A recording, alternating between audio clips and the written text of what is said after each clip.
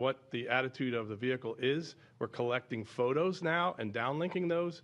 And we're going to get a picture from the Lunar Reconnaissance Orbiter camera from above, from orbit, and we'll confirm that over the coming days as we get that data down. I can say, though, that we are charging on the surface. We have commanding, uplink, and downlink from the vehicle to our ground network on the ground in 8 dishes in 6 different countries. So we are communicating. We can command payloads on and off. We can send commands to the vehicle. And we have powered down and done some power conservation steps as prudent measures to see how long and what objectives we can accomplish in the mission going forward. When we get that full assessment, we will then work closely with NASA, science and technology groups to identify science objectives that are of the highest priority. And then we'll figure out what the mission profile will look. It will be off nominal because we're not getting everything that we had asked for in terms of power generation, communications, et cetera. However, if you think about it, we flew our liquid oxygen, liquid methane propulsion system that we make in-house. We fired that 6 times during the mission and burned for a total of over 23 minutes. The last burn you saw today was 15 minutes long for powered descent. Each one of those burns, the team executed flawlessly, and the last 3 burns were done totally autonomously with single commands sent to the vehicle with hours ahead of time, in which we actually, the vehicle performed the last burn behind the backside of the moon. So incredible autonomy demonstrated by the propulsion system and the mission ops team. I would say our navigation profile, our algorithms, the 4 algorithms we use in order to determine crater recognition or our optical crater recognition techniques that we use performed great. It's really new technology that we've invented in-house to create this kind of precision navigation. We did have some challenges with measurements coming out of our laser rangefinders. Those are sticky little things like we had from the last mission, which we'll go dive into and understand why those measurements were so noisy. Tim might be able to talk about that a little bit better. But we've traveled over 1 million kilometers out to the moon. We did 39 orbits around the moon in the past 72 hours. That's essentially operating a data relay satellite in orbit with our own ground station network. So the ground system worked seamlessly with orbit determination, precision. You recall from the first flight that we had some trouble with orbit determination and getting a pinpoint accuracy of where we were in space as we got closer to the moon. We ended up getting confirming measurements from many dishes around the world. And so orbit determination, we can put anything in orbit with precision using our ground network now. So we've made considerable strides since mission 1.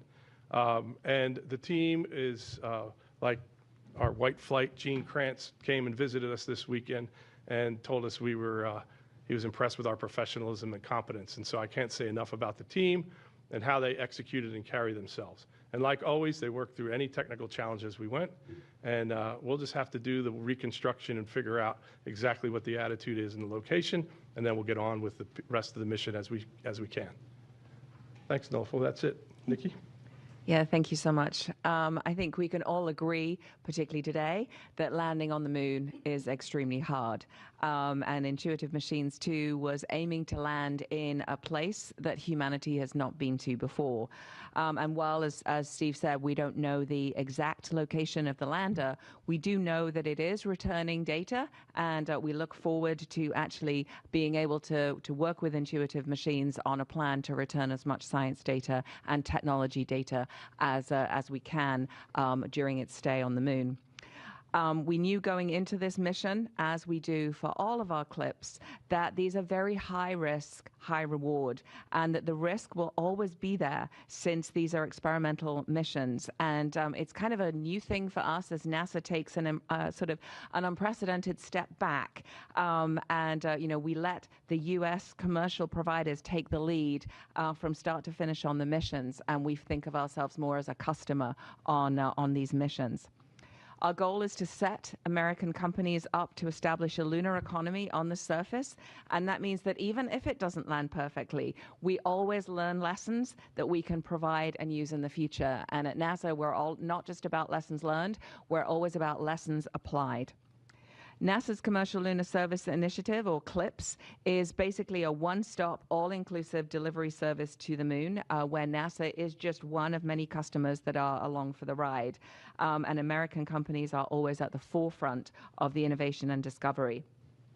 The CLPS vendor is responsible for payload integration and operations, launching from Earth and landing on the surface of the moon. And I can absolutely say that Intuitive Machines did all of those things for us.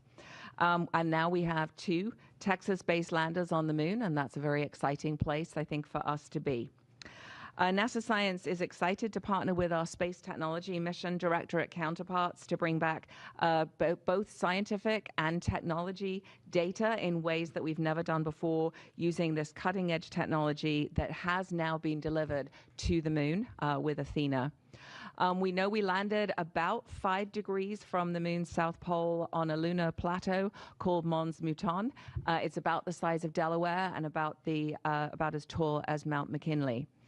It is a very scientifically strategic location, and we're hoping that we will get some exciting data just because of its sort of origin story. It's 20,000 feet higher than any of the neighboring features around the lunar south pole, and it's believed to be untouched by any lunar impacts for billions of years. And we worked closely with our colleagues in STMD, or the Science Technology Mission Directorate, to actually sort of zero in on this location, because it really does provide opportunities for high-value, high-priority investigations and explorations informed by its unique characteristics.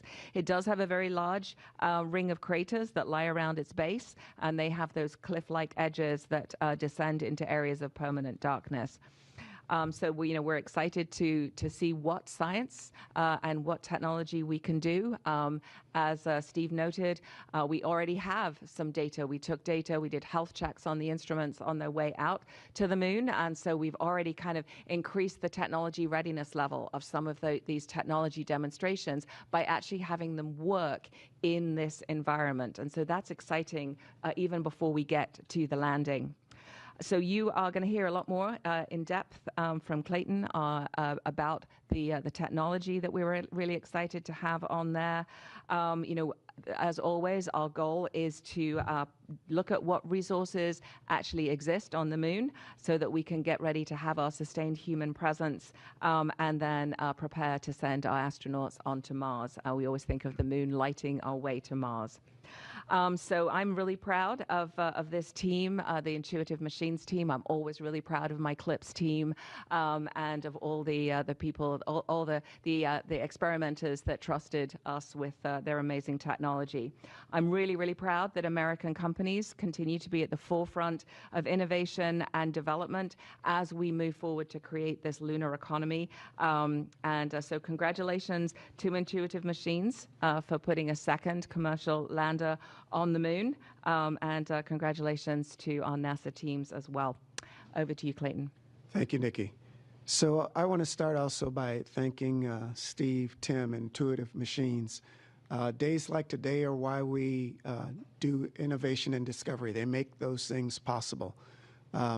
Thanks to their work and their courage and commitment to what we're doing here, we will be able to live and work on the lunar surface with humans. We will be able to land humans on Mars. That work has to start with days like today. And as Nikki said, we're going to learn every time we go. Each payload we carry, each bit of data we get back, we continue to work with them. We also are very pleased to be able to work with the aerospace community in general, because it's going to be all of us that are going to figure out how do we do that living and working on the lunar surface. It's been a really great opportunity to work through the CLPS programs, and we want to continue to be able to do that. I also want to thank STMD for leading technology development for the agency. This is a key part of what we do. Not only do we have scientific discovery, but the technologies. And we have those opportunities where we learn things that go beyond the technology's initial intent. And so that's part of what we do driving forward. So I want to make sure that that you're aware of that and we track all those things going forward. So as we go forward, we continue to work with U.S. industry. We continue to work with those partners and the contributions from our partners, because they're demonstrating the value of not only demonstrating technologies in space, but also opening up that economic driver for living and working on a lunar surface. That'll be a key thing. So when we get back to that point, and I'll use aviation as an example, there was a time back in the day when only the government and those crazy daredevils messed with those flying machines. Now none of us give a second thought to hopping on an airplane. We don't build airplanes, we don't run airlines, but we are a customer and user of those. That's how you can imagine space going forward. But somebody has to do the heavy lifting and learning. So with that, Tim. Thanks, Clayton. They always point to the old offensive lineman about heavy lifting. That's kind of the way it works sometimes. I'd like to paint a little bit of a picture going back to Valentine's Day of last year when we launched Odysseus, Odie. And every day that we went in on that mission, it seemed like that vehicle was just trying to escape our grasp. And we had to put out brush fires and understand how the systems we'd built were really working in space. And so every day was a challenge on that mission.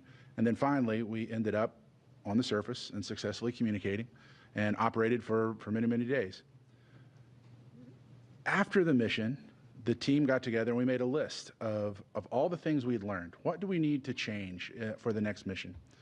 And we had 65 items. 10 were critical. The others were, well, if we can get these in for IM2, we will. But if not, they can wait on IM3 and it's probably enough. We got all 65 of those in on this mission. We took a couple of days off after the previous mission. Then we got together, we do what we call a hot wash. And the first hot wash I did was on Project Morpheus when I was at NASA when we lost a vehicle. And then we did a hot wash of all the things we wanted to improve. And 8 months later, we're up and flying better than ever. So that was the experience kind of leading into spring of last year, April timeframe. These are all of the improvements that we want to make. Our orbit determination needed improvement. We had people flying around the world to improve our ground sites to give us better measurements. We partnered with NASA to have validation and cross-check data to make sure that our systems would work the way they're supposed to. We had issues that we learned on the way we controlled our engines that we wanted to test. Our thermodynamic venting system. Could we make that better? Could we make it work the way we want it to work? We ran into problems on the first mission with helium management. Helium is very important to our system for pressurizing our cryogenic methane system, also for RCS. And then we had measurements we wanted to make of craters that we weren't able to get in place on the first mission. So we had a lot of new technology we brought forward in this mission. And I'll be honest, I had a little bit of trepidation when we launched about what some of these new things and improvements might do in the system. It was a night and day operational difference. On day one, we gathered some data about our propulsion system, and then on day two, we fired the engine. Better than we'd ever fired it before. The comm systems on our Omni antennas, which aren't even designed to bring high gain data home, worked better than our high gain antenna had worked on the first mission. We get to the moon, our orbit determination was so precise that we were within a couple of kilometers in our 100-kilometer orbit, and we didn't even have to do a lunar correction maneuver that we had put in place because we had to do one in an emergency on the first mission. So it really had moved from come in on the day of operations and save the vehicle to grab your lunch pail, go in, do spacecraft operations as this magnificent machine called Athena moved her way to the moon, all the way into lunar orbit. And then really the last couple of days in lunar orbit, we were expecting a fully successful landing. We did see some noise on our landing sensors towards the end. Our crater recognition system, it's machine learning on board. How do you tell a computer to look for craters? Not only look for the craters, but identify which craters those are on the moon. Worked almost an order of magnitude better than we'd anticipated. So we had every reason to believe that we were going to come down and land, with all systems the way we wanted to. We're trying to evaluate exactly what happened in that very last bit, but I would tell you the improvement from the last mission to the next mission, really in less than a year, when you consider the fact that you have to be at the Cape early, you have to be done with testing before that. We took a little bit of time off after working really hard on the first mission. That's building, improving, and shipping a new spacecraft to go to the moon in 9 months. And I'm incredibly proud of the team. I'm incredibly proud of how well this vehicle performed. And I will tell you, the future is bright for Intuitive Machines to land lots and lots of cargo on the moon. And I'm excited to do that in partnership with NASA. Great. Thanks to our briefers for those initial remarks. We'll now open it up for questions. Again, if you're on the phone bridge, please press *1 to submit a question. Once your name is called, please state to whom you'd like to direct your question. If you find that your question has already been asked, please press *2 to withdraw it. Let's start in the room before we go to the phone bridge. Gina Sinceri for Steve. You said off nominal, but what pleasantly surprised you that worked well today? Can you kind of put it, off nominally, yeah, but things worked. So what was it worked that said, wow, good for this, that? Well, one thing that is very exciting, it's a high-stress moment, but when we initiate powered descent, that is a 15-minute-long engine burn with a full throttle profile from 90% of throttle down to roughly 20% of throttle. It has dynamic movements like, you're braking for hundreds of seconds, then you're pitching over and you're descending and you're throttling down. Very dynamic. And that's a nail biter because everybody's quiet. And if you looked at the control room, everybody's just sitting there steely-eyed, watching the burn go. That to me was an amazing moment to fly that profile with this propulsion system and these navigation algorithms that Tim was talking about, receiving this data, these machine learning algorithms that we've come up with, and watching that all work in harmony was interesting, was just fascinating. And I really think that is the moment that you have to have the courage, like Clayton said, to take this, be in this business, to be able to put it all on the line and say, this is going to be successful. And we're going to, if not, if it's a little off nominal, we're going to pick ourselves up and we're going to try it again. We're going to keep doing that. And so when we see that we saw, for example, the hazard relative navigation call a diversion autonomously from our planned landing site, saying that we see slopes greater than 10 degrees and boulders bigger than a bowling ball, you can't land there, and diverted us from that landing site to another one autonomously. It's incredible. So I'm very proud of the nav team, and I'm very proud of the propulsion team and the whole spacecraft team, because they built a beautiful machine that is working at the highest level. This is the pinnacle of engineering, of man and machine coming together to engineer something that's never been done before at a price point that seems unachievable. So we really did mature the system, and this was evidence of it today.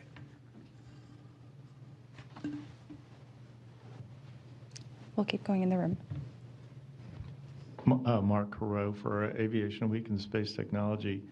I don't know how you could describe the orientation of the lander as best you know at this point, if it's upright or leaning or tipped. I'm not sure, so that's why I'm asking. And the communications and the instrumentation, can you tell us maybe how far you've checked in to all of that and how much further you need to go to verify everything? Well, I can talk about the communications part because I just left the control center before I came over here. What I can tell you is that all 4 of our radios were active, and we were switching through comm configurations to see what the best high bandwidth solution was. And so we were getting the first packets of data down. We were able to send commands, and those commands were readily accepted. All of our telemetry was clean. So really, unlike last mission where we had to figure out reverse polarity and bouncing off the moon, it looked like this time sending and receiving messages was fairly straightforward. The challenge the team was working through was how do we establish the high bandwidth, the data links. So you're not getting just telemetry, but we're able to bring down the images so we can really get a good picture of where we landed. So that was still in work, but it wasn't, of the 4 radios, 2 of them aren't working. How do we repatch this? It was, okay, I've got 4 clean radios. We're talking better on some antennas than others. What's the best combination of those to move into a high data rate? As far as orientation goes, there's conflicting data that we saw.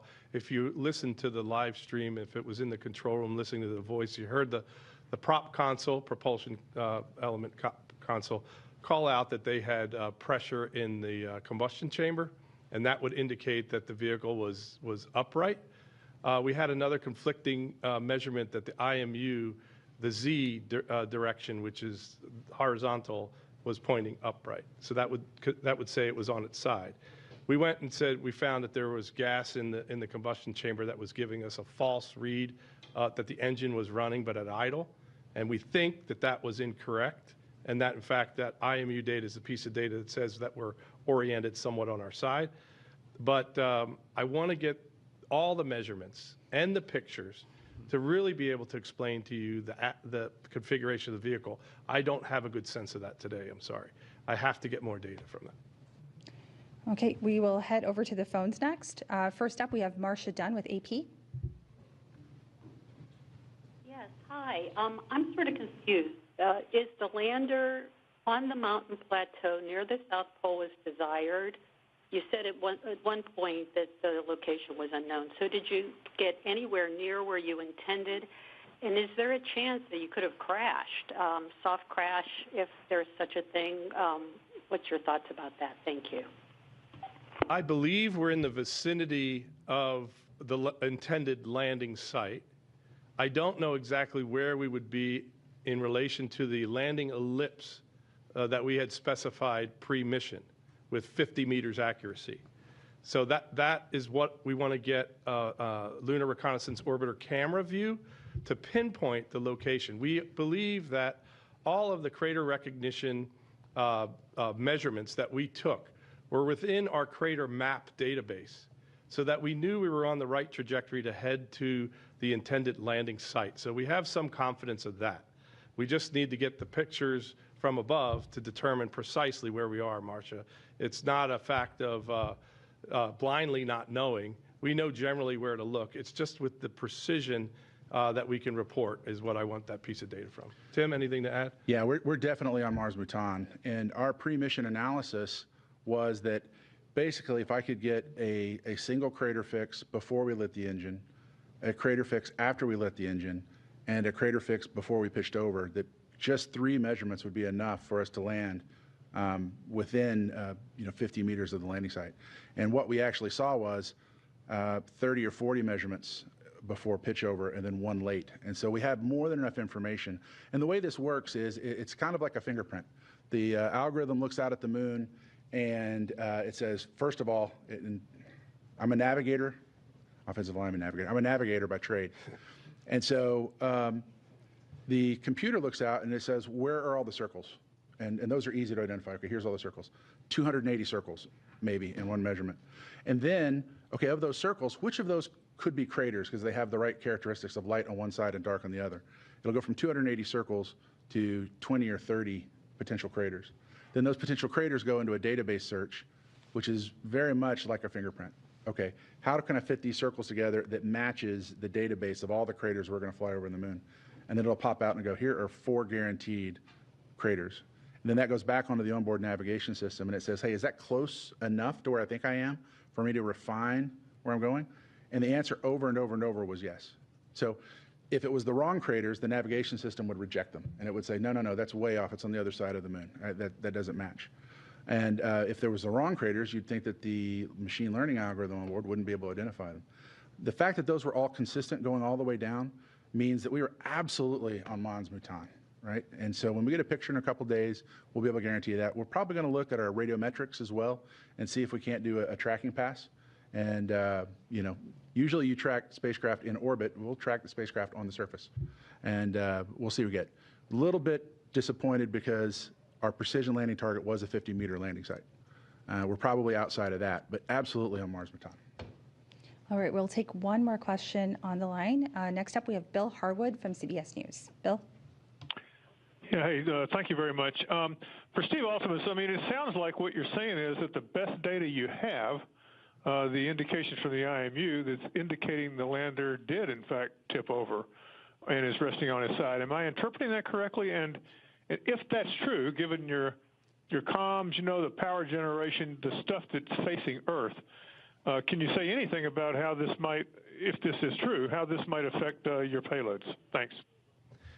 Yeah, the IMU measurement, it was the piece of data that gave us the most clarity. When we dug into the propulsion data, like I said, we kind of refuted that. So we think that's the case. I would like to get a picture, though, to know the orientation of exactly where the antennas are pointed, where the engine bell's pointed, where are the solar panels, so that we can figure out a power profile. We know we can communicate with the payloads. We can talk to them and command them on and off.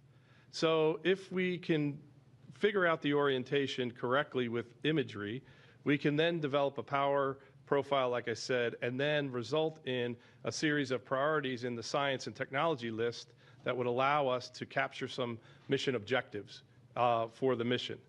Turn on the drill, turn on the mass spectrometers, for example, sniff for water as we vent the LOX tank, for example, with the Hungarian sensor, the pulley space sensor, or with M-Solo, the STMD Prime 1 drill package mass spectrometer. Nokia, we know we can talk on Nokia radios on today. So there's quite a number of objectives that we can meet. We just have to lay that out here over the coming shifts. We just went from the operational shift, Tim's shift, mission director for Blue Team, and handed over to the surface team, and the surface team will set those priorities and lay that out going forward.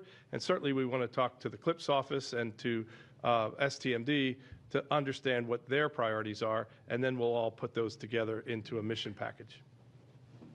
All right, thank you so much for that question. We will go back into the room. Hi, I'm Seth Kovar from CW39 here in Houston. We're very interested as a newsroom in this story, but part of the reason is we have a Houston institution and Johnson Space Center and NASA, and then we have a Houston company and Integrated Machines working together. Is there significance to that for the local economy, the local workforce, or any kind of significance you can think of? Yeah, I would say, Seth, thanks for the question. We began Intuitive Machines. I'm a former civil servant of 25 years from Johnson Space Center and Kennedy Space Center. We formed Intuitive Machines right outside the gate of NASA's Johnson Space Center. And we built a sense of community. We worked with the city of Houston and the Houston Airport System to build our Lunar Production and Operations Center at Ellington Field, the Houston Spaceport. We worked with our local community college, San Jacinto Community College, to develop a technician training program where we can train and certify aerospace technicians in machining, in electronics, in composites, and give them jobs, give them careers in aerospace, building spaceflight hardware. So we're very closely tied to this economic region in building out this lunar economy, right here in Texas, right here in Houston. We'll do one more question in the room. Eric Berger with Ars Technica. Two questions. First of all, for Tim, could you just talk a little bit about the power and data rates you're getting now versus like what you would expect from a perfectly nominal mission? And then maybe for Nikki or Clayton, if the spacecraft is on its side, I would imagine it perhaps depends upon which side it's on, but can the prime drill mission operate as intended, or is it not going to be able to drill unless it's in a vertical configuration? Thanks. Yeah, power is interesting at the South Pole because it's impacted not only by the solar illumination and our consumption, but by the thermal environment. So the big variable that our team was trying to establish before we left was how much heaters are we going to have to run. And so if you notice when you look at our landers, some of the sides are painted white to reflect solar light, other sides are painted dark to absorb more heat. So the real variable in all that. But when I left the ops center, we had achieved charging. And so, looking at that, once we find out exactly what orientation we're in, we'll be able to figure out what the longevity is and how to plan that power. The big question is what the solar transit is really going to be. So it's one thing to go, I've got an IMU that indicates we may be on our side, but that clocking angle, that's going to be the most important thing because that will dictate what the thermal profile is going to be as the sun continues to move around the South Pole, and the thermal profile will be the dominant thing, our power profile. And I'll say that we'll work with IM on that orientation because that'll be important. As you described, it depends on where the vehicle is in terms of that orientation. But there will be science and technology objectives that we'll go for once we collaborate with IM on not only the power but the orientation. Does the spacecraft need to be vertical, though, for you to operate the drill? Well, if you can imagine a drill, you can drill from many angles, but it's more you put together a combination of things. Our teams have been working with IM, the on-site teams. These are our priorities, what we think we can do depending on the orientation. I can speculate, but I'd have to speculate for every possible orientation. So no, it doesn't have to be directly where I can drill straight down. There are other options we can use too. All right, we will go back to the phone bridge for the next set of questions. First up, we have Kenneth Chang with the New York Times. Ken? Hi, thank you. I guess this is for Steve and Tim. When during the descent did the telemetry start getting strange, and can you tell what was going wrong? I think, Tim, you were managing the flight at that point. Why don't you give some insight? Yeah, our laser altimeters, we tested those out. If you recall, on the first mission, we had an issue where they wouldn't fire. We tested those extensively on this mission, and we fired them on the ground before we launched at the Cape. We fired them in orbit at the moon to make sure we saw power pulses, and then we fired them again in the lunar descent orbit. And that's where we first saw that there was more noise in the system than we had anticipated. And so as we came around for the final approach, we were concerned about the noise we were seeing in those measurements, but at the same time we were seeing better than expected results on our crater tracking. And so the hope was that that noise would clean up as we got closer to the moon, because the signal to noise gets stronger. And so the way these systems work, you have a power pulse that comes back, and that identifies a range measurement. And so that's what we were monitoring on the way down, and it just remained noisy all the way until touchdown. So that's where we're going to look as we investigate, what impact that might have had on the system for doing the final sequence of landing. Thank you so much for that question. Next up, we do have Micah Maidenberg. Micah? Hey, good afternoon. Steve or Tim, any initial thoughts on IM-3 and if you'll need more time between 2 and 3 compared to between 1 and 2 to sort of work the issues today?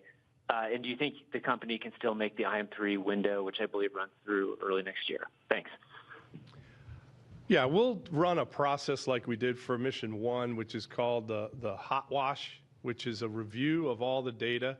We take the next 30 days from mission complete, whenever that turns out to be.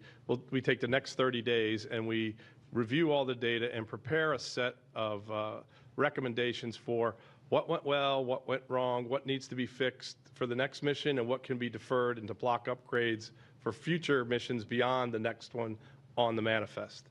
Right now, we're planning IM-3. I believe that's a mid-latitude mission that's scheduled for about a year from now. What we're doing is we may hold that mission. I've talked to Nikki about it, because we won the Near Space Network contract to put data relay satellites around the moon. And the data relay satellites that we're making want to be on that Mission 3, at least one of them, to take advantage of that rideshare opportunity. So we're aligning the schedule to see when that satellite is ready, and the mission is on track to be ready, and put that together, and that'll be our landing date. The effects, or launch date.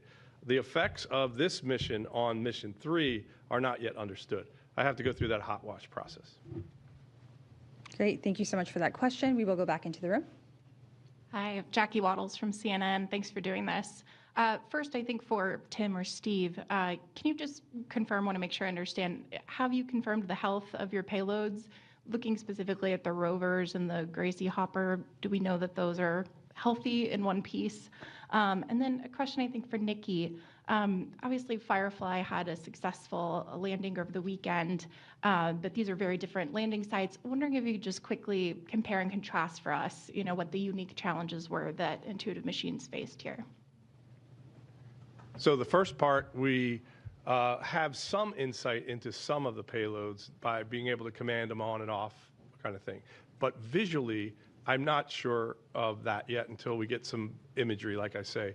I don't know, Tim, if you got any better insight from your time on console here in the past few hours, but. Well, that was definitely part of the process that they were working through with the NASA scientists. In fact, I walked out of the control center and almost got waylaid by a group of them running into the room to talk priorities. That was the first thing to check out, but I don't have the data yet on exactly what that health feedback was. Thank you so much for your question. We will go. Nick Oh, wait. has a piece. Sorry. Said that. Yeah, so they are very different locations. I mean, with our CLIPS program, we actually land, the goal is to land all over the place. So to land by the equator on the far side at the South Pole, and just really to be able to characterize the moon. That's why when we choose the landings, they are different payloads that we carry because they are sort of, bespoke for where we actually want to go and the type of data, whether it's technology, demonstrations and proving technology, whether it's science and studying the sun, as somebody here likes to do. But whatever we have the different science that we put on. So they both have different challenges. I certainly don't want to make it sound like Firefly was an easy landing. Landing on the moon is hard. And the thing that I'm so proud of is not only with the CLIPS program are we creating this sustainable lunar economy, but it is heartwarming that what we've actually created is, I hope it's sustainable, but it's a sustainable lunar community. And, I really want to just give a lot of love to Intuitive Machines because they shared all of their data from Intuitive Machines 1 with Firefly. And I'm sure Firefly will be sharing all their stuff with Intuitive Machines as well. The same with Astrobotic. I'm not going to say who did what, but some people sent coffee, some people sent donuts, some for these events, just to show this community that we have with these providers. And so we all share in each other's successes and we all empathize with each other's challenges. And I think that is the power of what we're doing with the commercial lunar payload services. Yeah, and I'll add to that just an example from this mission. Once we got into orbit, Firefly had already landed, and we were getting a signal interference on one of our radios, and we knew that one of our frequencies was close to theirs. So we called Firefly up and said, hey, listen, we're trying to land, you're already down. And can you help us out? And their response was, yeah, absolutely, not a problem. Now, it turns out we figured out that wasn't the cause, and so we were able to not have to ask them to do anything. But the sense of community, and any time humanity puts a lander on the moon, it's a good day. And so they definitely lived up to that. They were willing to help us out.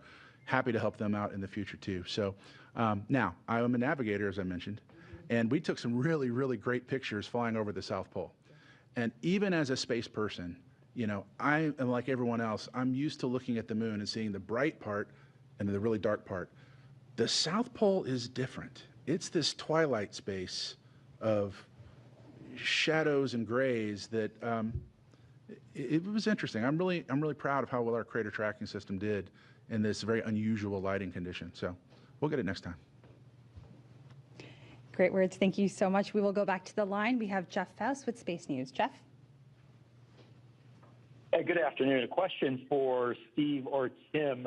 How far off the sort of the nominal landing altitude can you be and still deploy the hopper and the rovers? If you are somewhat on your side, as you say, would it still be possible to deploy them in some way? Thanks. Well, Jeff, we're going to look at that. Obviously, we need to know the orientation of which panel, A, B, C, D, of the hex is facing up, or what is it on a slope? It's pretty flat there, but what is the orientation? And we want to think about that. And what is the configuration, say, of the hopper with its propellant tank and its thrusters, and can we do that? I would love to try that and see if we couldn't fly that off the rail system. I'm not sure yet, though. There's more data to be gathered. We'll come back to you and talk about it. I'm sure we're going to come up with something interesting. We have a few more questions on the line. Next up, we do have Joey Roulette with Reuters. Joey? Hey, thank you. For Tim or Steve, Intuitive Machines seemed pretty confident that the laser rangefinders this time would work given the past issues.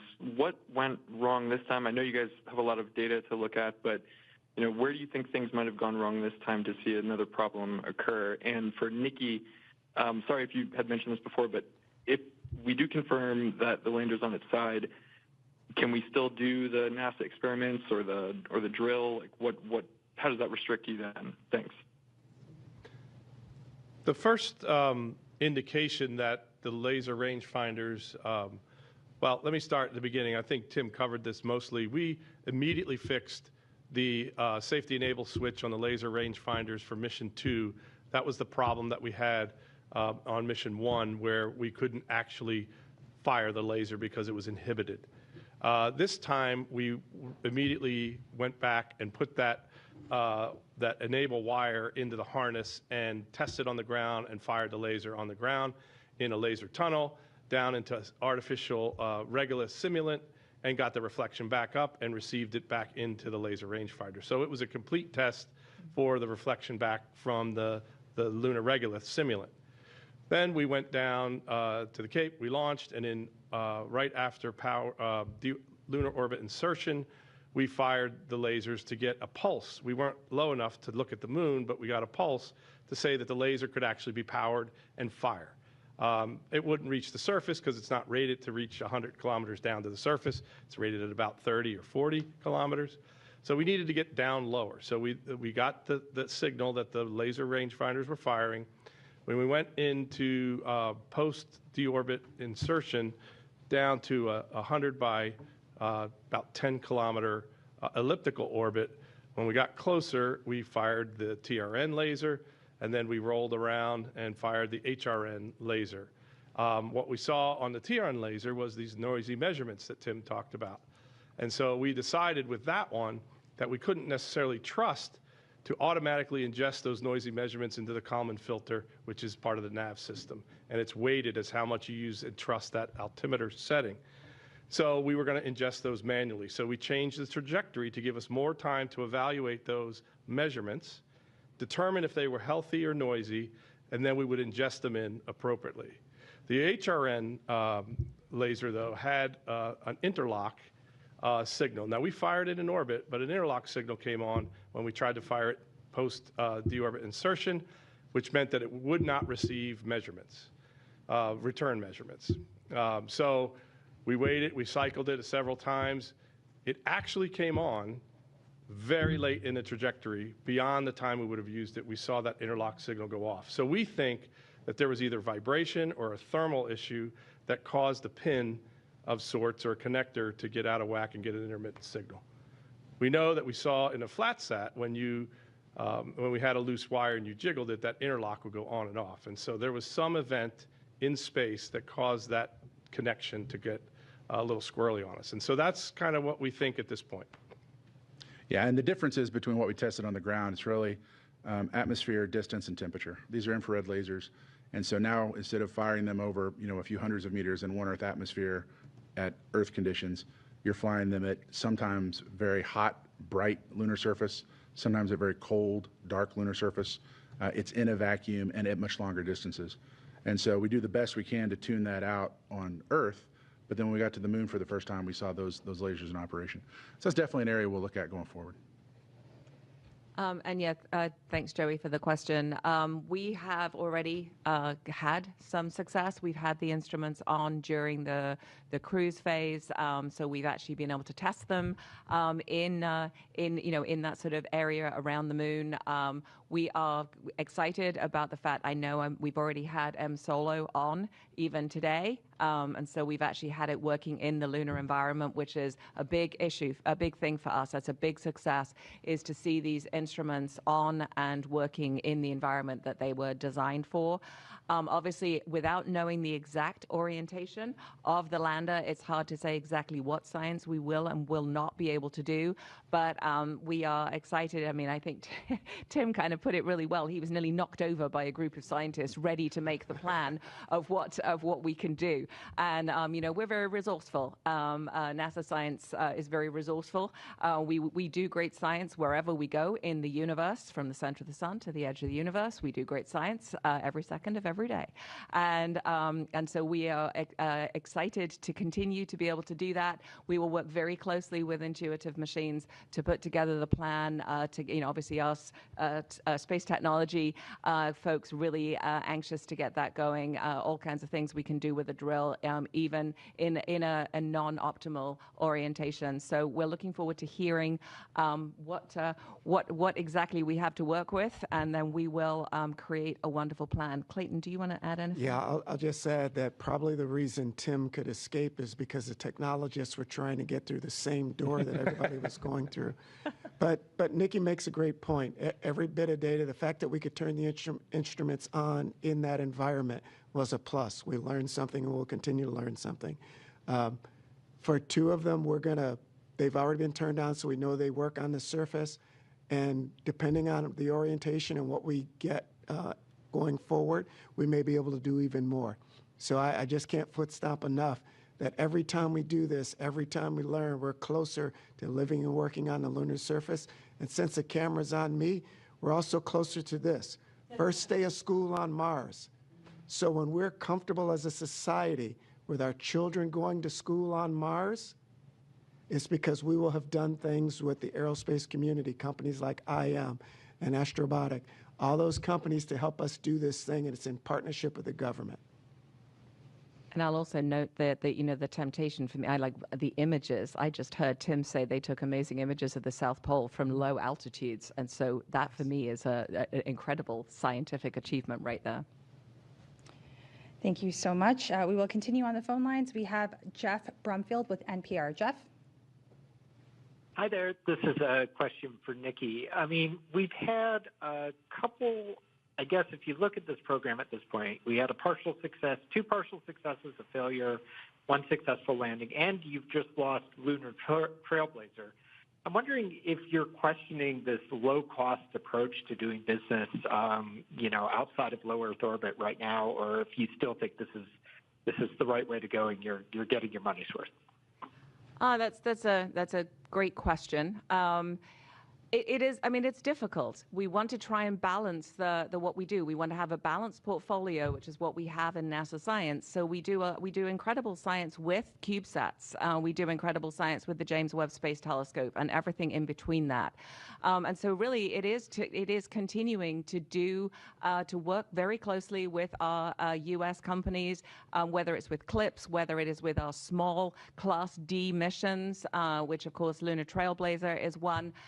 And yes, we're very, we do watch Lunar Trailblazer very carefully. I also know that Intuitive Machines actually helped provide some data for us. So thank you on the way up for Lunar Trailblazer. The team there is extremely, extremely committed, working really closely with our folks at the Deep Space Network. If anyone can recover this spacecraft, the Lunar Trailblazer team can do that. But we do continue to look at our successes. We do have a lot of Class D missions that are very successful. We have another mission actually ready to launch on the West Coast right now. We have SphereX, which is a Class C mission. On that ESPA ring beneath it is a Class D mission called Punch, which is 4 spacecraft that are going to go and study the sun. And just a few days after that, we have a wonderful little mission, which is 3 CubeSats that are going to study the auroral electrojets. It's called EASY. It is a very, very small mission, and it is a unique mission because it's getting to a region that is too high for aircraft and too low for traditional spacecraft. And so we continue to lean in to these missions. We celebrate, as I said, about the CLIPS community, our Class D community. We get together, we celebrate one another's successes, and we empathize with one another's challenges. And so we will continue to push forward. We have Escapade coming, which is 2 spacecraft. It's the same program, the same simplex program. That mission has been ready for a while. 2 spacecraft built by Rocket Labs and launching with Blue Origin on a New Glenn later this year. So we continue to put a lot of focus on the work we do with our U.S. companies, and the goal, as always, getting more science into space for less money. Thank you so much, Nikki. Next up, we have Issam Ahmed with AFP. Issam? Hello. Thank you for taking my question. It's just for Tim and Steve. I think concerns were raised about the tall and slim profile, and as we saw compared to Firefly, which has the sort of short, squat design, that seemed to have worked out better. Do you think that played a role at all? I know you've been talking about issues with the laser rangefinder, and are there any sort of, on the flip side, what are the benefits that you gain from having the design profile that you chose? Thank you. What I would say about our design is we fit out at the limits of the SpaceX fairing. So our landing gear extend as far out as possible to give us a stable approach. And contrary to what your intuitive thinking might think, that it's tall, so therefore the center of gravity has to be high. The center of gravity on this spacecraft was actually very low. We have heavy payloads low on the spacecraft. We have the hopper low. We have the helium tanks low. So the center of gravity was actually quite low on this one. So we know that didn't play a factor. In fact, it actually hurts our control system to fly with a center of gravity that low, and we had to work out slosh problems because of that, because we were exciting the slosh in the tanks. And so we know how to control the vehicle with the center of gravity and the footprint that we have. So the benefits, though, for the spacecraft are significant. We can fly a hopper because we can fly it off the side of the vehicle on a set of rails where it launches, fires its rocket and launches off these rails and separates from the lander. The height of the lander allows that. Also, our lander was conducive to fly the Prime 1 drill suite because we could deploy with the drill mechanism to lower it to the surface and then drill down. That's a long, tall drill, and so it fit neatly in the packaging of our deployment mechanism. In addition, we could develop a rover deploy mechanism that was tucked on the side and would deploy down to the surface. Again, those are all long mechanisms that were suited to our lander quite a bit. So we're confident in the design, we're confident in the engineering, and certainly the CG is a well first-order base physics problem that we have solved. Great, thank you so much. We do have continued questions on the line, but we only have a few minutes left for questions. We'll continue on with Jishnu Nair with the Houston Business Journal. Jishnu? Hi, this one's for Steve and Tim. Just kind of following up on some of the other questions about kind of payloads. Just from like a business-to-business perspective, wondering, what kind of allowances are built into, contracts for payloads like the Lunar Outpost rover or other kinds of payloads if their time on the lunar surface ends up being shortened or compromised? Well, in particular, the one you mentioned, Lunar Outpost, supplied Intuitive Machines a rover for our Nokia contract with Nokia Bell Labs. So if we can, it wasn't necessarily the objective to have the Lunar Outpost rover work. It was the objective to get the Nokia cellular technology to work at varying distances away from the lander. Both the rover and the hopper provided opportunities to do that. The way we do the contracts, though, we have certain language in there where, we're testing the envelope, we're testing the boundaries and the limits of what's possible. And so there are not necessarily repercussions. You don't necessarily make all the milestone payments, but there is no reflight clause necessarily, because this is a burgeoning lunar economy, and we have to foster an economy that can take the risk, to take the steps that are needed to actually make this happen. Much like Nikki talks about with low-cost science missions, it's important that we fly, and it's important that we learn. And that's what these contracts are written for, to allow for failures or missteps or contingencies. And so that's the business model today in a burgeoning lunar economy. Thank you so much. Next up, we do have Lisa Grossman from Science News. Lisa? Hi, thank you. I also wanted to ask about whether the rovers and the hopper would be able to be deployed, but it sounds like that's not something you can answer right now. Is there anything more you can say about that? Well, you're correct. I really would like to get a little bit better understanding of the data and the pictures and images to fully assess before I commit to or say that we can't do something. We've got a very innovative team, and I think if given the time and the opportunity to study the problem, we'll come up with something. Great. So we have time for 2 more questions. We will take one more on the line. We do have Marcia Smith with Space Policy Online. Marcia? Could you talk just a little bit about the prime drill and how important that data is? If it doesn't work on this one, is it valuable enough for NASA to build another one? And if so, is the IM lander the only one that has the suitable size to fly it? So the prime drill is another one of those technologies where we're learning how we discover not only from a scientific perspective, but how to live and work on the surface, right? What's in the surface, where there are resources like the ice, what is the regolith like, what can we get from the regolith? So we develop a series of technologies over time, and if we're certainly happy to share our roadmaps to say how we get to those answers. In this case, the prime drill was the exact right technology. Our colleagues at Kennedy Space Center developed the system. So we will pursue that data we need to get, but we'll do it in a number of different ways. So we learn every step of the way, and we'll keep pressing. Thank you so much, Clayton. We will continue online. We do have Mike Wall with space.com. Mike? Thank you, guys. Just a quick question for Yancy, either for Steve or for Tim. Do you guys know, when is the next LRO pass? When do you expect to get those photos down? And is there any way you could confirm the orientation of Athena if you don't get that imagery as you're expecting? Thanks. Yeah, I believe we're a day or two away from the next LRO pass, and then we already have a team looking at that opportunity. The number one thing is, after the first mission, we definitely added more cameras to this vehicle. So we have a number of cameras to choose from to help us visualize the horizon. We can get a lot of information, really the way humanity's done it for millennia, by looking at the distant horizon, seeing the Earth in the field of view. With that information, we'll be able to confirm orientation. Great, thank you so much. And thanks to everyone who submitted questions today. And thanks to our briefers for taking the time to discuss Intuitive Machines' second moon landing enabled by the agency's Commercial Lunar Payload Services, or CLPS initiative. We hope you'll continue to follow along the mission on Intuitive Machines' platforms, as well as nasa.gov/CLPS. Thanks again for joining us. That will wrap today's briefing.